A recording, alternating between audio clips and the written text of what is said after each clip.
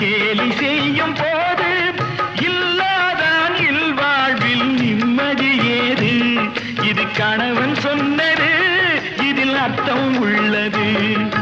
பரமசிவன் கழுத்தில் இருந்து பாம்பு கேட்டது, கருடா சௌக்கியமா? யாரும் இருக்கும் இடத்தில் இருந்து கொண்டால் எல்லாம் சௌக்கியமே.